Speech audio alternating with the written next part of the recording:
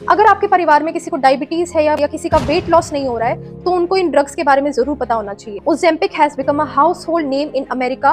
इतनी सारी weight loss की ड्रग्स आ चुकी है मार्केट के अंदर और अब इंडिया भी पीछे नहीं रह गया, क्योंकि इंडिया के अंदर अब इतनी सारी नई ड्रग्स आ गई है वेट लॉस के लिए कि ओजेम्पिक लोग धीरे धीरे बिल्कुल इस्तेमाल करना बंद करेंगे।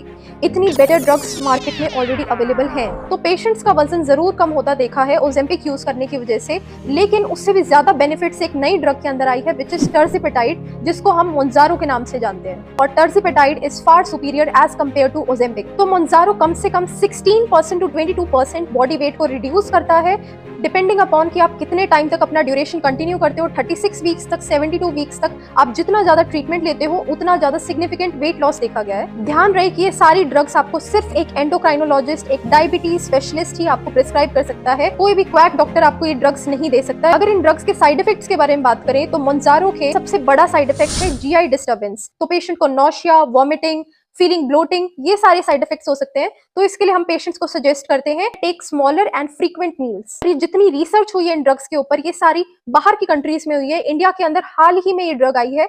जितना भी हमारे पास इसका डेटा है, इसके ऊपर रिसर्च है, वो वेस्टर्न कंट्रीज के अंदर देखा गया है। अब ये बात डॉक्टर्स को पता होनी चाहिए कि सीमाग्लूटाइड जीएलपी रिसेप्टर एगनिस्ट पे काम करता है। टर्जिपेटाइड का सबसे बड़ा बेनिफिट ये है कि ये दो चीजों पे काम करता है। ये जीआईपी और जीएलपी एगनिस्ट दोनों के ऊपर काम करता है, वेयर एज ओजेम्पिक सिर्फ एक चीज पे काम करता है। याद रहे कि ये सारी ड्रग्स मोन्जारो, ओजेम्पिक, ये सब डायबिटीज का जो ऑलरेडी लाइफस्टाइल मैनेजमेंट चल रहा होता है उन सब के साथ it is an adjuvant treatment.